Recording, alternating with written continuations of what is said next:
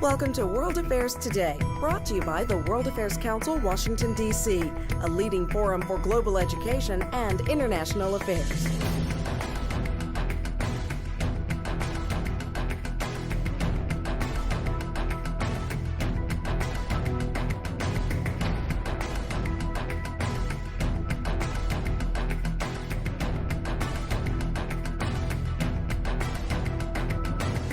Good evening, ladies and gentlemen. My name is Tony Cully Foster, and I have the honor of being President and CEO of the World Affairs Council, Washington, D.C. On behalf of the Council, I welcome you to this Author Series program and thank you for your personal support of our cause. This evening, we are pleased to welcome American author, professor, and economist, Phillip Auerswald. He is here tonight to discuss his new book, The Code Economy, a 40,000-year history. That's a lot of history. Humanity is the only species on planet Earth that has the ability to innovate. Innovation can be defined as the application of better solutions that meet new requirements, unarticulated needs, or existing market needs. According to Dr. Phil, all of our collective progress is attributed to that one single ability. In his book, he examines how humanity has adapted to what he calls the code economy, our technologically driven environment in which code is used to increase productivity of developing, marketing, and delivering products and services. He observes not only how automation and artificial intelligence have integrated themselves within our modern economy, but also how these concepts of code have systematically changed over the centuries and impacted human nature and evolution. Tonight, Professor Auerswald will discuss how our economy will continue to adapt with this new, ever-increasing focus on technology and self-reliance. He will also offer his thoughts and insights on what this will mean for our future, both economically and socially. And now to our guest. A DC native, Dr. Phillip Auerswald is a Yale graduate and received his PhD in economics from Washington University. He serves as an associate professor at George Mason University's Schar School of Policy and Government, the co-founder and co-editor of Innovations, a quarterly journal about entrepreneurial solutions to global challenges that is published by MIT Press. And he's also the co-founder of Zilla Global LLC, a startup that is focused on using digital land records. Dr. Auerswald also serves as the co-chairman and executive director of the Global Entrepreneurship Research Network, an initiative of the Kauffman Foundation located in Kansas City, Missouri. Dr. Auerswald is an accomplished writer who has authored op-eds for the Harvard Business Review, Forbes, the International Herald Tribune, and the San Francisco Chronicle. He has also been featured on CBS News Sunday, NPR, and Fox and other news media outlets. Please join me in giving Dr. Phillip Auerswald a warm welcome to our WAC-DC podium. Phil.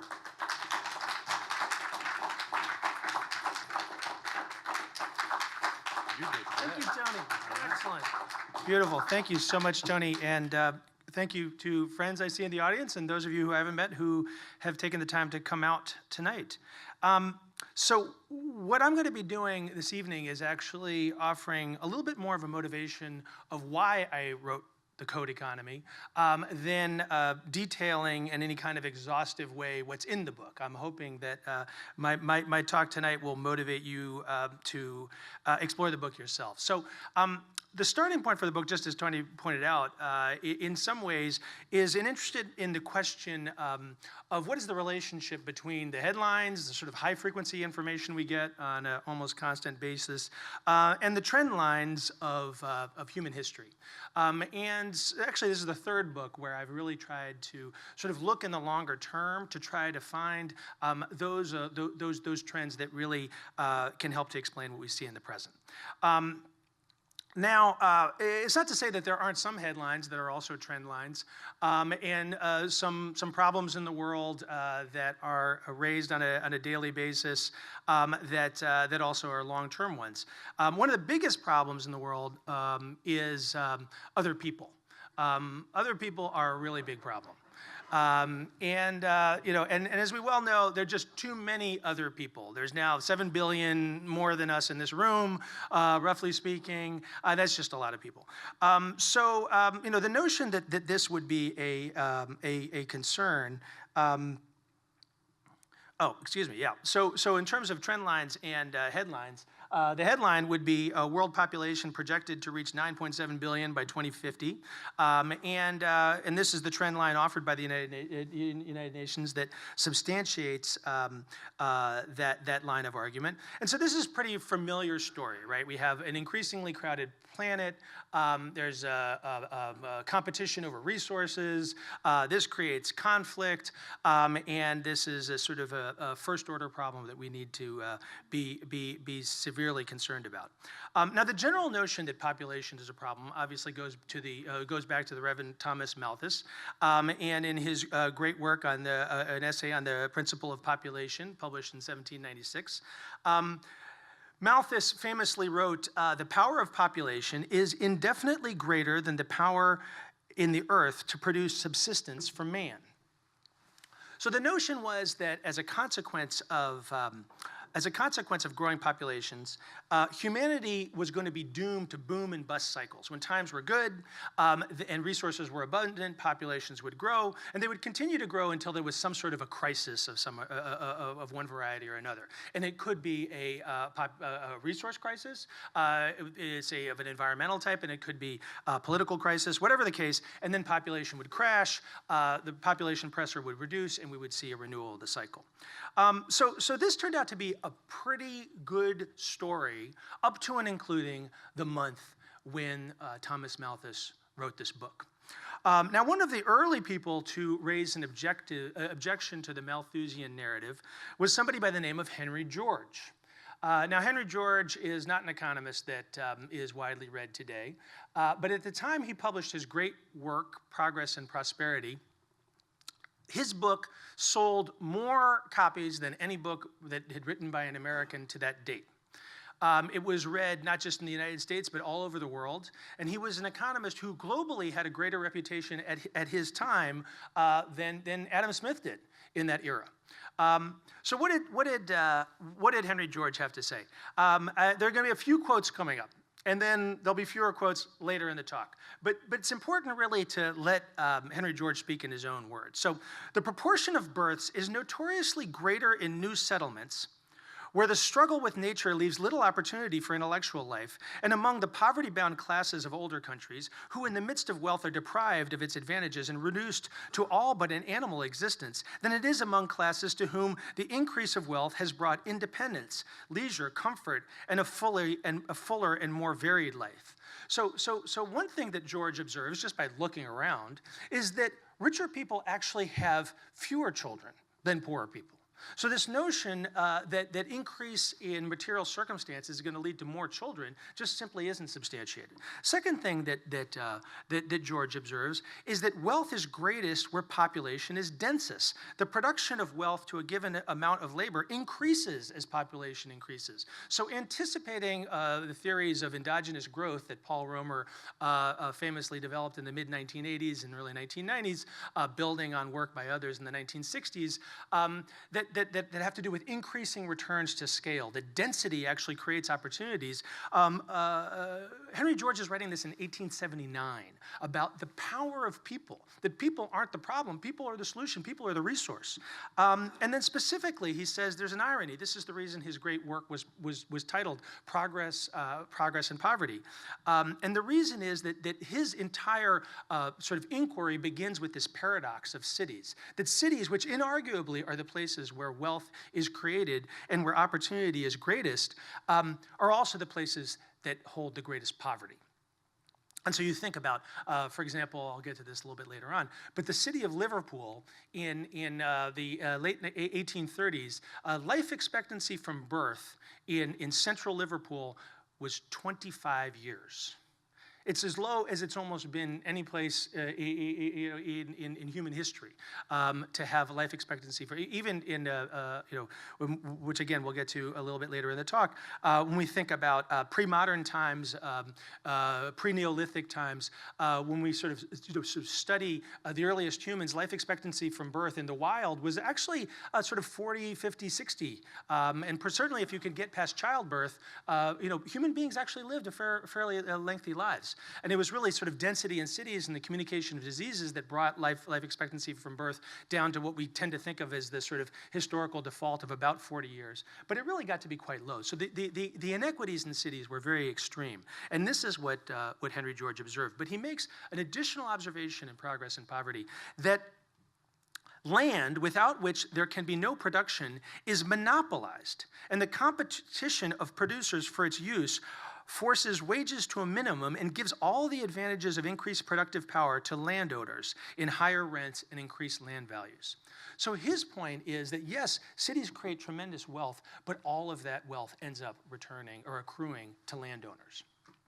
So Henry George had, as I noted, disciples all over the world. I mean, it was the Tea Party and the Occupy movement combined and made global. And one of his followers was a woman named Lizzie McGee. And Lizzie McGee, actually a resident of Washington, D.C., decided that, and this was actually after Henry George's death, she came up with a game. And it was a game to teach people the philosophy of Henry George. And she describes it in 1902 in a journal dedicated to the philosophy of Henry George, the Single Tax Review. By the way, the single tax is a single tax on land. And so this is what Henry George's economic philosophy came to be known as. So Lizzie McGee writes in 1902, describing the game that she'd invented, it is a practical demonstration of the present system of land grabbing, with all its usual outcomes and consequences. It might as well have been called the game of life, as it contains all the elements of success and failure in the real world, and the object is the same as the human race in general seems to have, i.e., the accumulation of wealth. So actually, the stories of Henry George and Lizzie McGee are ones that I tell in the Code Economy at greater length. But anyway, so she has a kind of a more detailed description of this book. Representative money, deeds, mortgages, notes, and charters are used in the game. Lots are bought and sold, rents are collected. The railroad is also represented, and those who make use of it are obliged to pay their fare. There are 2 franchises, water and lighting. There are 2 tracts of land on the board that are held out of use, are neither for rent or for sale. And on each of these appear the forbidding sign, no trespassing, go to jail. So of course, this later became the game Monopoly, right? After it was appropriated in the 1930s, and trademarked and turned into private intellectual property. But that was only after 20 or 30 years of development as a sort of open source game intended to teach the philosophy of Henry George. So we can say, well, pretty much provably, that Henry George is even today the most influential economist on the planet. It's just that the people who've played Monopoly and learned of his philosophy via that game are generally oblivious of that fact. And here's Lizzie McGee later on with the game Monopoly. So how did it turn out? How did it turn out in terms of Henry George versus Reverend Thomas Malthus? Well, so as I said, just about the time that Malthus was finishing his book and it was going to press, an amazing thing was happening in the world. And this is really the focal point of my last book, The Coming Prosperity, How Entrepreneurs Are Transforming the Global Economy. And really 2 things happened simultaneously. Global population exploded. And human well-being across a number of metrics, not just GDP per capita, life expectancy, reduced child mortality, and all sorts of other indicators of what really would constitute a good life, improved. So we saw something that just Malthus never could have guessed was possible, and that was a simultaneous increase and a substantial increase and an unbelievable increase from a historical standpoint in human population, and an equally unbelievable increase in human well-being. How did that happen? Well, it happened because something that Malthus just could not have imagined would be possible took place. And it was exactly what Henry George observed, that as societies and really as people become wealthier, they have, after a certain point, the tendency to have fewer children. In fact, it's a marked tendency. So if you look up on this slide, Philippines, Argentina, Mexico, Indonesia, Turkey, these are all countries where you see sort of on the left-hand side fertility rates of 6, 7, 8 children per woman that go down to sort of 2 to 3. Now, the great Walt Rostow, who was a national security advisor and before that head of the Office of Policy Planning and a member of the cabinet under Kennedy and Johnson, and really one of the great foreign policy architects of the mid-20th century, wrote about just this in a book that must have been just about the last thing he published. That also, if you look at citation records, appears to have been read by essentially nobody. And this is an incredible book, The Great Population Spike in After. This is the chart that comes right at the beginning of the book. On the far left is 8,000 BC, and the far right is 8,000 AD. And in the middle is this moment in history that we happen to be part of, where human population has taken off. It never happened before, and it won't ever happen again. It's just a little interval. Right? And so he describes the implications of this. And it is the best book written on this subject. I also, as I will note shortly, wrote a book on this topic with Dr. Jun Yun, who's the president of Palo Alto Investors. Our book is really builds off of Walt Rostow's tremendous work to just discuss the implications of population decline. Now, let's look at one of Henry George's other predictions, and that is the prediction about land values. So there's been quite a tension on the whole sort of notion of inequality in the last 5 years. And among academics, this was prompted to a significant extent by the book Capital in the 21st Century by Thomas Piketty. And that book has been much read and exhaustively analyzed.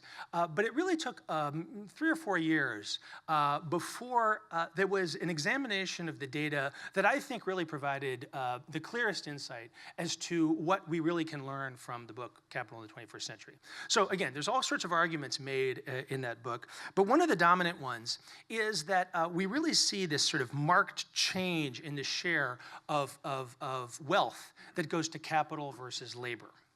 Right? So if you think about a classical economic production function, there are 2 factors of production: capital, which ostensibly are sort of machines, and labor, sort of everybody geared up to go to the factory to work with the machines.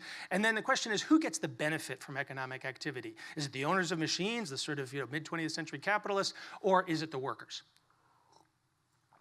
So the entire kind of framing of Capital in the 21st century carries with it all of that weight of sort of mid-20th century sort of imagination of what capital and labor mean. And it turns out that, as this chart indicates, this is for the United States, the adjusted labor share, which was fairly steady, although with some fluctuation, from sort of the 1940s until the 1990s, this suddenly plunges, right? And it goes from where it had been at a peak just in the post-war era of about 61%, and down to sort of 53. So that means that labor is just getting a lot less of economic output. Capital is getting a lot more. The adjustment that took place, and this is a little bit of a shift because these data are the same data except that it's aggregated for the US, Canada, Germany, France, UK, Italy, and Japan. And the best analysis from which this chart draws isn't from the Piketty book, but from a doctoral student at MIT who published a dissertation just about 2 years ago that looked at the data in Capital in the 21st Century and just did a simple disaggregation. And the disaggregation was this: to subtract real estate from capital. Because it turns out that capital in the 21st century isn't machines the way we would think about it. It's any sort of durable asset, including real estate. Now, real estate is not a factory that you go into with your overalls and make something. Real estate is exactly what Thomas Piketty described it as. It's a scarce resource that is monopolized and that is lent out at rental rates, right? Now, if you talk to anybody in any city, anywhere in the world, where does most of their income go? It's a hidden in plain sight fact that pretty much everywhere in the world, real estate values have increased dramatically in the last 30 years. It's not just Washington, D.C., it's not just New York, it's not just Hong Kong, it's not just New Delhi. It's a global phenomenon. And certainly in the advanced industrialized countries, you've seen this. So if you subtract capital, if you subtract real estate out of capital, this entire shift of wealth towards capital disappears. It's all real estate. So Henry George was right about the demographic transition, that as countries become wealthier, they have fewer children, not more. He was right about increasing returns to scale, that cities actually are the place, the density of people is really what creates human prosperity and productivity in the long run. And he was further right about the returns to economic activity in cities that disproportionately accrue to land. So really that's a sort of preamble to what I'm going to spend the balance of my talk focused upon, which are 4 certainties. Ostensibly, we're in an era that that's full of complexity and full of nonlinearities and full of unpredictability. And so ostensibly, we should be floating on the open seas and really unable to look just even a little bit past the horizon. And that's just not at all the case. The fact of the matter is that almost everything that we're observing as political and economic phenomenon are driven by 4 certainties. 4 trends that go back not just century, but in some cases millennia, and that are almost impossible to envision reversing anytime in the near future. So one of them I began to refer to already, declining fertility rates. Sort of this notion of declining fertility rates seems to be at odds with where I began. It's still sort of ostensibly exploding global populations, the notion that we're not going to reach peak population until 2050, and then in 2050 we may have close to 10 billion people, which is a lot more than 7 billion. All of which would seem to underscore, if not the Malthusian narrative, then the whole premise of the population explosion. But take a look at this chart right here, this map right here, that comes from the same UN report. All the blue countries are countries, sort of anything dark blue is below replacement rate. So it's not just Japan, it's not just Japan and Greece, it's not just Japan and Greece and Spain that are depopulating. All of East Asia, all of North America, and all of Europe are already at below replacement rate fertility. That means all of East Asia, all of North America, and all of Europe would already be depopulating were it not for immigration and population aging. It's also the case that large developing countries like Brazil and Iran are also at below replacement rate fertility. So it's not just East Asia, it's not just North America, and it's not just Europe. This is the human condition today. It is one where we're already in a trend towards population decline. It's only sub-Saharan Africa that changes those numbers so that we see population increasing until 2050. Now, if we were in a world of open borders, in which case people could pursue their opportunities wherever they were available, then this really wouldn't be such a concern. As long as we're adding to the human family, it wouldn't really matter where people are born. We're not in a world of open borders. We're not going to be. We're not going to be next year, and we're certainly not going to be in the next 30 or 40 years. So that means that we are in a world of population decline already. And of course, these are the projections when we get to 2095, 2100. Again, I'm not a demographer by trade. I'm not going to question the UN projections. When we get to that totally blue map, is it in 80 years? Is it in 50? I'm not really sure. That really has to do with dynamics in sub-Saharan Africa, but everywhere else, the map is already blue. Okay, so this is the book with June. There's a little sidebar. If you want to, this was my, my first exposure to a a world of, it's really the most unfortunate term that has crept into the lexicon, and it's a very destructive term, actually, the term fake news. But in any event, whatever we're referring to as fake news, my first exposure to that was when I Googled depopulation. And there's a whole raft of conspiracy theories associated with depopulation that are fascinating if you want to look. Also look into Denver Airport if you really want to have a little exploration down the rabbit hole. Denver Airport depopulation, it'll entertain you. Okay, so is this a 2050 phenomenon? Are we basically still in the world that we've lived in for the last 200 years of growing populations and resource crises? And so we can just sort of put this off for later? Well, here's a little something that makes us think maybe that's not the case.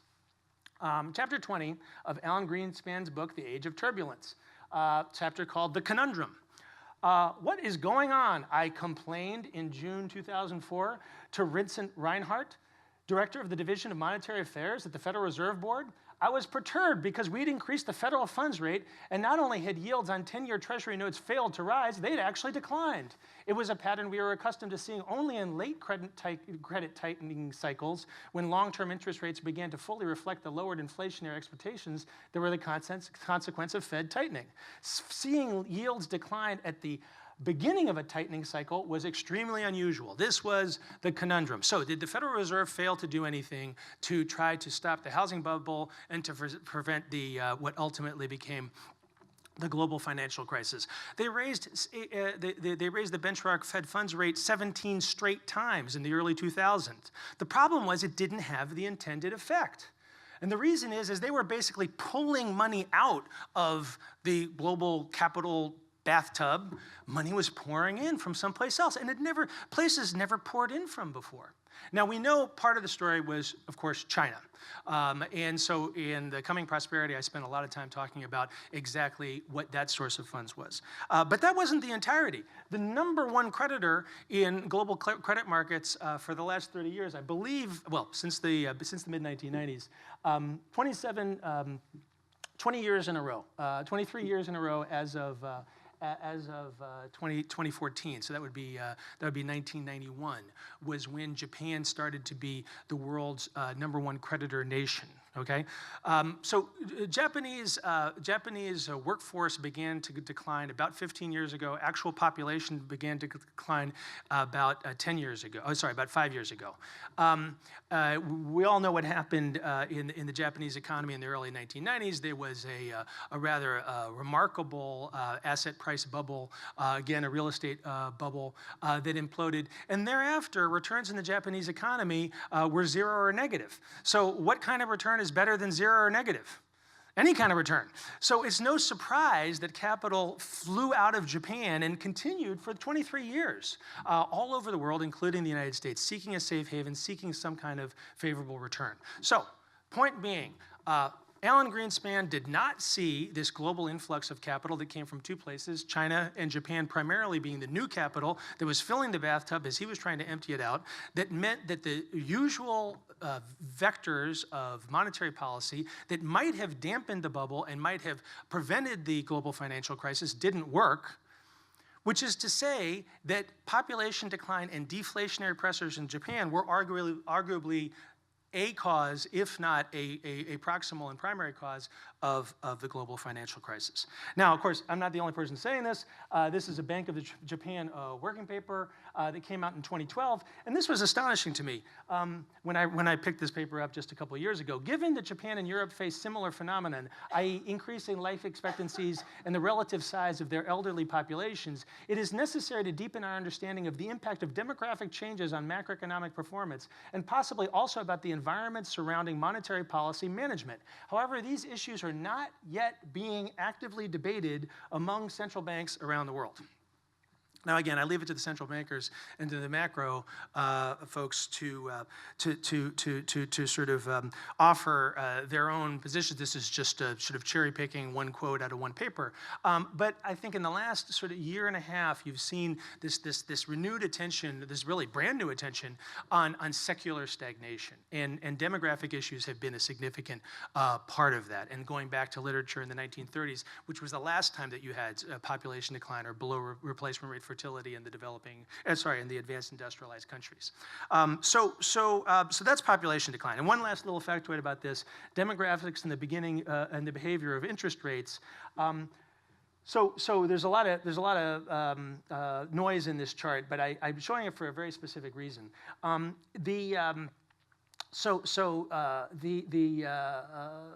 The curve with the highest volatility is the one-year bond yield. And go to the far right. That's where we are now. It's where it's close to zero, right? And we know that, right? We know that risk-free rates of return for the last sort of 4 or 5 years have been close to zero. We were at zero lower bound. In fact, we had negative bond yields in a number of countries, in the trillions of dollars of negative bond yields. We've just sort of gotten pulled out of that ever so slightly, but we're still on that far right, close to zero. Now, of course, earlier than that, you have over 10% for some interval. But look, the smoothest curve that sort of interestingly goes up a little bit on the right is the ratio of middle-aged to young people, right? And so, sorry, it's the inverse of the ratio of middle-aged to young. So it's the ratio of young to middle-aged, right? And as a consequence of demographic factors stemming from the baby boom, you have this sort of peak in the early 1990s that coincides with a peak in interest rates in terms of the one-year bond yield as a kind of metric, and then it falls off. So, I mean, this is just one of the papers that begins to sort of trace out the relationship between risk-free returns and demographics. Again, leaving it to those who do this for a living full time, the conjecture that we were unlikely to return to the sort of 12% interest rates of the late 1970s. Just as a consequence of global demographics seems to me one that at least I would have a lot of confidence in. Okay, so what other factors what other sort of trends might be accounted for by population decline before we move on to our other three certainties? Well, when you're in a world of population decline, as I said, then you have negative population growth. You have depopulation unless you have immigration and population aging. Population aging will sort of put off decline. It won't put it off forever, but you just sort of have people who would have left the population who don't. They stay around a little bit longer. So what do you do when your population is declining? Well, you bring in workers. Right? So different countries have their own versions of guest worker programs. Germany has a guest worker program. We have various measures of temporary visas and combinations of legal and illegal immigration to ensure that we have the labor supply that we require. France has their approach. Sweden has their approach. They all go by different names. The policies are different, but basically it's immigration to support the labor supply. And what happens when you don't integrate the populations that you have brought in as workers because you're facing a backdrop of population decline? Well, if you don't integrate them effectively into your sort of host country default populations, then they're just not happy. I mean, who would be, right? Because you're just there to serve a function and not really to be a fully respected citizen. So when we think about the frustrations that people say in the famous suburbs of Paris or elsewhere in Europe that may be feeling sort of frustrated in their circumstances, there's a demographic backdrop to that. And of course, when there's a reaction against those immigrants, there's a demographic backdrop to that. All right, returns to density. Now, this one we've already covered. Second, certainty number 2, returns to density. And this basically goes back to the fact that 2014, another United Nations report that essentially declared to the world that we were, for the first time, majority urban. And this is a huge change. Of course, never happened, that more people lived in cities than in rural places. And so the first city, Chattelhuyuk, I discussed this in my book, about 1,500 people on the Anatolian plains. Sorry, I say 1,500? No, it's more like 7,000. Excuse me.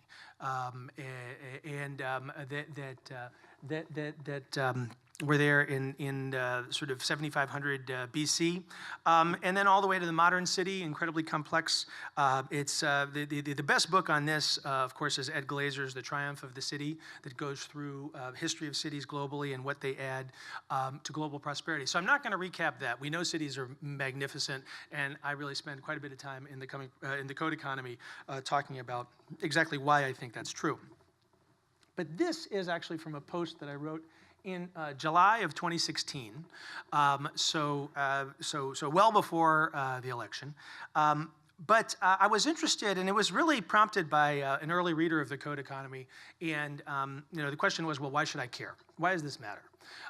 And so as a backdrop to understanding sort of issues of inequality, and really the flip side, which I had not really considered before last summer, of the tremendous productivity of cities and returns to density that Henry George wrote about, that the denser human populations, the more productive they are. I mean, it's kind of a remarkable fact.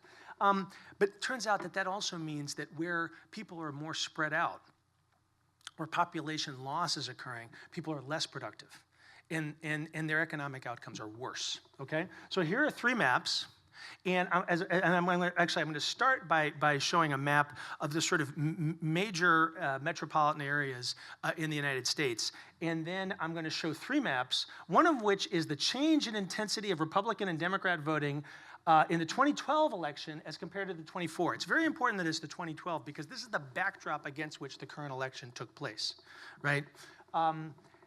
Overdose death rates mostly from opioids, and rates of firearm suicide, okay? So now here are the major metropolitan areas in the United States, and you see how this is non-metropolitan here, and then kind of the west, right, and a little bit down here. There's Great Lakes, but up here, not particularly metropolitan. That's the kind of north. Okay. So here are the 3 maps. One, so look at this sort of the right, and then a little bit up here. One of these is firearm suicide. One of them is death by opioid, and one of them is increased Republican voting from 2004 to 2012. Okay, which is which? All right, this is increased Republican voting. This is overdose deaths, primarily from opioids. And this is firearm suicide. Okay? So, I mean, the reality for people who are far from urban places is not the reality that we experience or that any of our relatives and friends who live in other urban areas as we fly back from Seattle, even to Kansas City, it's not only coastal elites, it's people in urban areas who have just a different experience of reality. So that was one. Now, there's a few maps, any substantiation. Well, there's ample substantiation. So after the election, urban or rural America are becoming increasingly polarized. This is from the Washington Post, and essentially these sort of swaths, they look like brooms or something, going to the left or to the right is indication of polarization. Overwhelming number of urban counties are Democrat, whereas an overwhelming number of small counties are Republican. That's the far right, 1,300 as opposed to 139. Those are small counties, as opposed to the urban counties on the left, 112 to 25 Democrat. And so 2004 election and 2012 election, every city in the country voted Democrat, with the exception of Oklahoma City, Phoenix. There's just a handful, but basically every city voted Democrat, and this is not unusual, right? So we really have a political system that's about a sort of urban, you might say tolerant or diversity-loving or whatever happened to be population, and then a rural population with different values. Now, of course, Republicans won an overwhelming number of counties, but Democrats won an overwhelming amount of the economy because cities are where wealth and productivity are concentrated. All right, and just almost done through here, but a couple more A couple more slides. This is 2002 to 2003 population growth. Green is growing, okay? So this is the United States, 2002 to 2003. Purple is shrinking, right? And all I want you to do here is look at the more purple, right? So you might say, oh, there's a little bit more purple, okay? Well, that means the elementary schools are closing, okay? And if you go through a town and the elementary school has closed, that means that there used to be enough children there to support an elementary school, and they're not. They're not anymore. And they closed the school. That's not a good thing. That's a depressing thing, okay? And that's all of that purple. Those are all places where you might say the elementary schools are at risk of closing, okay? And then, oh, and very importantly, this is not just a US phenomenon. Britain, okay? Rural versus urban. I'm not gonna get into all the details, but rural versus urban. Turkey, rural versus urban, right? Even if you go within the Democrat Party, it's not just Republicans, it's populous versus non-populous. Hillary versus Bernie, rural versus urban, right? All through Europe now. Same story. France, this just came out in The Economist. Perhaps the most striking aspect of the Front National vote is the fault line it reveals between France's cosmopolitan cities at ease with globalization and its in-between places where farmland gives way to retail sprawl and a sense of neglect. Between 2006 and 2011, the number of jobs in 13 big French cities, Lyon, Marseille, Toulouse, Lille, Bordeaux, Nantes, Nice, Strasbourg, Rennes, Grenoble, Rouen, Montpellier, and Toulon increased by an average of 5%. In France as a whole, jobs were lost. These dynamic cities seldom register strong support for the Front National. So anyway, you explore this further, it's the same division. Netherlands, same thing, rural versus urban, okay? So we don't understand this phenomenon by looking just at partisan politics in the United States or by looking just at one or another position, one or another party in any of these countries. It's a global phenomenon, and it has to do with the inequities that are brought about by the tremendous productivity of cities. Okay, last thing. Now this one, this is where you should read my book. Advance of Code is mostly what this book is about, right? And I'm interacting the phenomenon that we've just been hearing about that I've really emphasized in this talk with something that is really a long-term phenomenon. And actually, Tony did me a great favor by basically summarizing some of the themes in the book. But again, it goes back millennia. When we think about having machines do work for us, the first machines that did work for us were sticks and stones that we used to score meat and to chop meat before we ate it. The earliest humans did this and it unlocked proteins so that we wouldn't have to spend much of our body energy digesting. It allowed us to grow our larger brains. We became the species that we are as a consequence of using tools, of externalizing some of the functions of our body. We became cyborgs. The earliest humans were some version of cyborgs. We externalized some of the functions of our digestive system. So the book is really about the evolution of tools.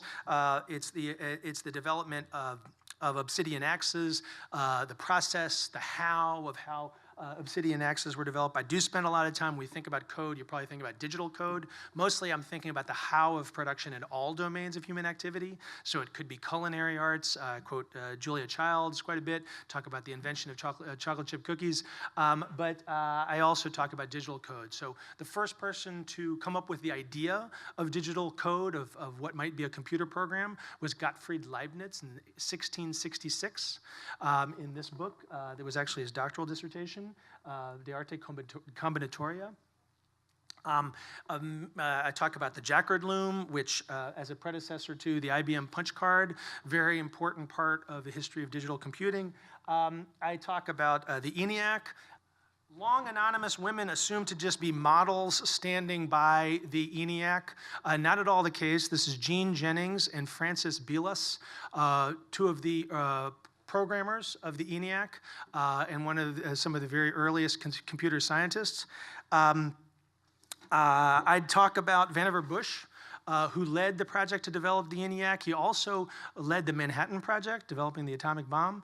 But he also wrote an article in The Atlantic in 1945 called As We May Think, in which he foresaw the internet. And I'll say nothing more than that. It's in the book, but it's a remarkable piece of writing to read. And it directly influenced Douglas Engelbart, who read Vannevar Bush's article while he was sitting on a beach in the South Pacific, serving in the United States military at the end of World War II, and read this article and had this vision of what the internet could be. And Douglas Ennebark was a principal person in developing basically the interface, the mouse, everything that we think about as computing today. He was a pioneer in that. So there's a straight line between this article and the computing environments that we experience today. I talk about Mark Andreessen's Software is Eating the World. But really the point in all these is that each of these is a platform. That when humanity, when we think about the how of production, we don't just solve problems one at a time. Once we have a problem that's fairly well settled, and let's just start at the operating system level. Once we have an operating system, then we have programs on top of the operating system, right? One of those programs is the internet. And then once you have the internet, then, or I should say, one of the programs is a web browser. Web browser takes advantage of some other programs on the computer, communications protocols. You combine those, and then you can have all the e-commerce and everything that can happen on the internet. So we have platforms that are built on platforms, which is how code advances. And so this is essentially what I talk about in the book is solving problems and platforms built on platforms, and how cities are integral to that, both in terms of solving problems and in terms of being humanity's sort of greatest invention and source of inventions. Okay, so now I realize I'm over time now, so I'm just going to allude to this last one, yeah. So the last of the trends is the ratio. So ratio is the expected lifespan of people divided by the expected lifespan of institutions. People live longer, institutions live less long. Okay? That's the ratio. The ratio is going up, and it's going up by a lot. It's not just human lifespans are extending, it's that the half-life of institutions are shrinking. So we think about the Middle Ages, right? You can read this little song from the Middle Ages yourselves. People lived short enough lives that many people became defined by their occupations, right? So Archer, Armour, Baker, Barber, Smith, Eisenhower means iron worker. These are all occupation names because you were defined by your work because you live for a period of time that was short enough relative to your job, to your employment, and your children, of course, would take on the same employment that it became your entire identity. We don't have that anymore. We don't have Mr. Human Resources Specialist. All right, and now, where they were embracing death in the Middle Ages, now we are, hope we die before we get old, then you end up looking like that. So I can't imagine what it's like, to have no hair like that. It's a sad existence, but anyway, still alive. And meanwhile, institutions aren't lasting nearly as long, okay? And so, I used to build into my talks that people change their jobs more frequently or as frequently as they change their refrigerators. But then completely randomly, I came across this career advice where there's a guy, Phil Rosenberg, another Phil, actually says you should select your career as if you were choosing a refrigerator. So I don't know. It didn't seem to be, but it does underscore the fact that these are. So this is actually. And I'll end on this. This is actually the worst thing we do to our children, is buy this game and have them play this game. And I talk about the game of life in the book, and I talk about how it relates to the permanent income hypothesis that Milton Friedman developed at about the same time this version of the game was launched. But it's a whole vision of a human life that did not exist before 1890, and it won't exist 20 years from now. It was a tiny sliver of the human existence where you would have something called a job that would last fairly long in relation to your life, and that job would be a particular task that you would perform within a large organization. Before the late 19th century, we didn't have large organizations to have jobs in. You had trades, but you didn't have jobs the way we think about it. You certainly didn't have organizations that would provide a pension. You didn't have Social Security. And in fact, the whole notion of age 65 retirement was something that was invented by, created by, thought up by Otto von Bismarck in the late 1890s when life expectancy from birth in Germany was 55. So it was equivalent to us saying that if anybody's still working full-time at 85 today, we've got you covered, right? It's nothing like age 65 retirement. In the way that we've come to expect it. So everything about this game, every piece of it, is completely maladapted to the reality that we live in and that we're stepping into even more so in the future. So I'll just close there and invite your questions, and thank you for your patience.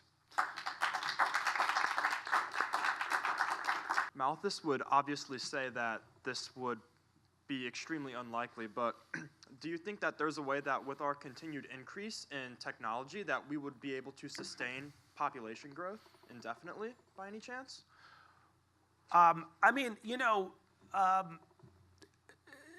It's certainly speculative because we're not on anything like a trajectory toward that. So, and I think that the challenge of, and this is exactly what Walt Rostow writes about, is how are we going to cope with a depopulating world? I mean, how do we cope with a world where default real interest rates are negative? And there's nothing you can do about it. No amount of quantitative easing will trick people into believing otherwise, right? So it's costly to hold on to an asset because everything becomes less valuable over time.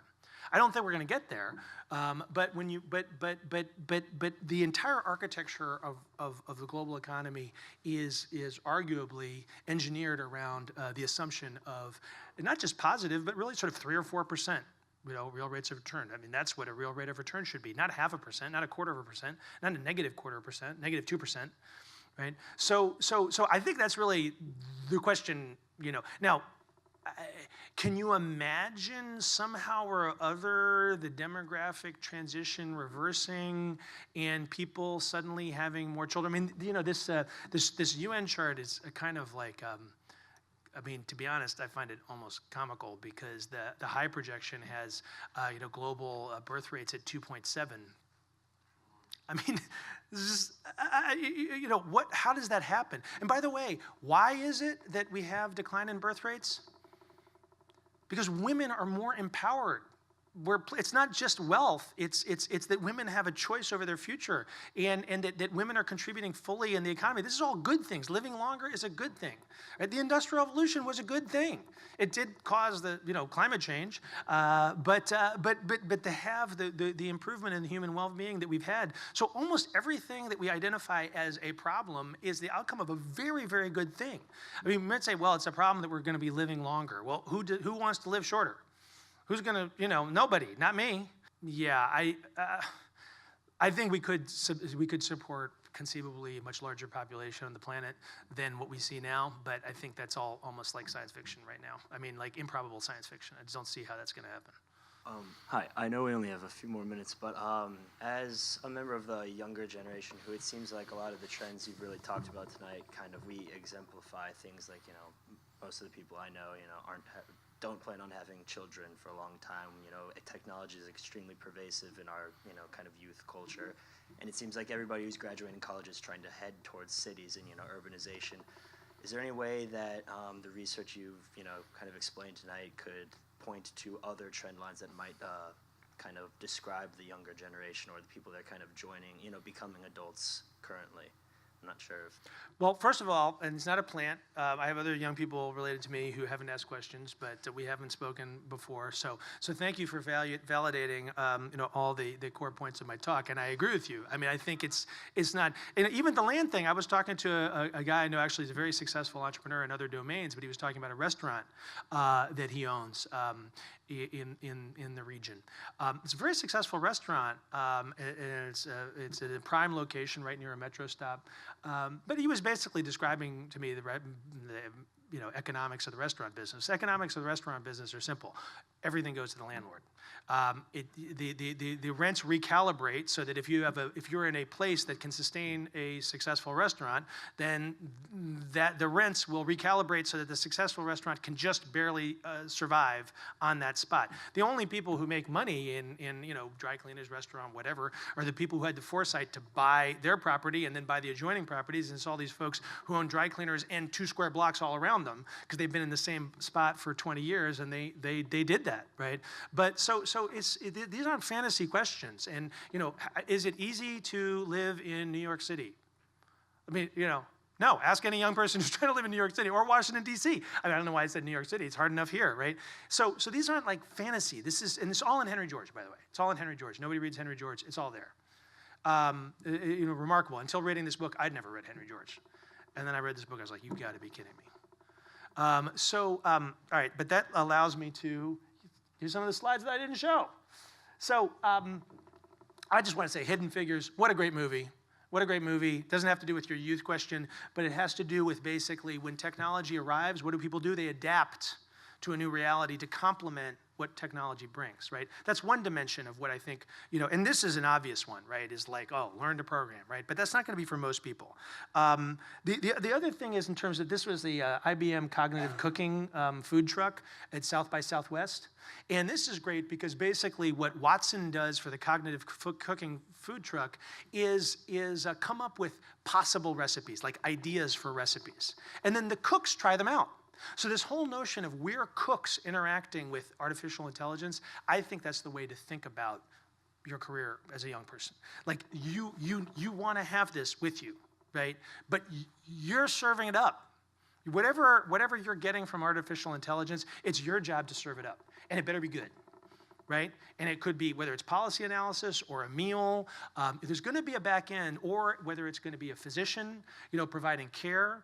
There's going to be a back end of artificial intelligence that, just like a back end of medical research articles, that just like a back end of writing, we've always had a back end that's supporting us, right? This isn't brand new. Just the back end's going to be better than ever, right? But there's still us talking to other people.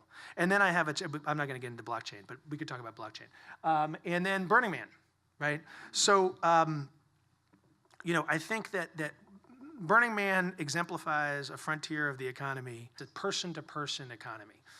It's a demonetized economy, and it's a gift economy. And it's a city. Burning Man's a city. It's not a festival. It's a city. It's a temporary city. And it's a temporary city that puts a prime value on engagement and humanization. And so, although it's not a phrase that I use in my book, I'm going to give a TEDx talk. And also, this is World Affairs Council, so I didn't give that talk. But my TEDx talk is, sort of the through line, as they call it, is eye contact can't be automated. Right? And so if robots are taking our jobs, what's left for humans to do? Well, it's pretty easy. Be human. Right? So if you don't know how to be human, if you don't know how to talk to another person, engage with another person, create for another person, if you don't know how to be social, if you don't know how to understand what somebody might want, for them to understand what you want, to collaborate, all these things, this is everything. This is nothing else. Because anything routinized, anything automated, anything that's just like a machine function, those do not exist as valuable tasks for human beings to perform. What Herbert Simon wrote about the effect of automation on human societies in the mid-1960s is still better, not just as good, but better, more insightful, more up-to-date than almost anything that's written today. It's unsurprising because Herbert Simon was simultaneously a Nobel laureate in economics, or became one, but also a recipient of the Turing Medal, which is for achievements in computer science, the only person to have done both. He wrote the first program to beat a human being at chess. Admittedly, the human being was a child, but still. And so here Herbert Simon wrote this book called The Shape of Automation for Men and Management, in which he talks about this. He also gave a talk in 1950 to a group of senior managers, corporate managers, essentially telling them, yes, you will be challenged by big data, but as long as you learn how to work with computers, you won't all lose your jobs. In 1950. He didn't use the word big data, but basically that's what he was talking about. So 1965, he writes this, I'm confident that man will, as he has in the past, find a new way of describing his place in the universe, a way that will satisfy his needs for dignity and for purpose. But it will be a way as different from the present one as was the Copernican from the Ptolemaic. Right? So we are not at the center of our universe, but that's okay. That's basically it. Thank you so much for your Thank you. Thank you for joining us for World Affairs Today, a production of the World Affairs Council, Washington, D.C.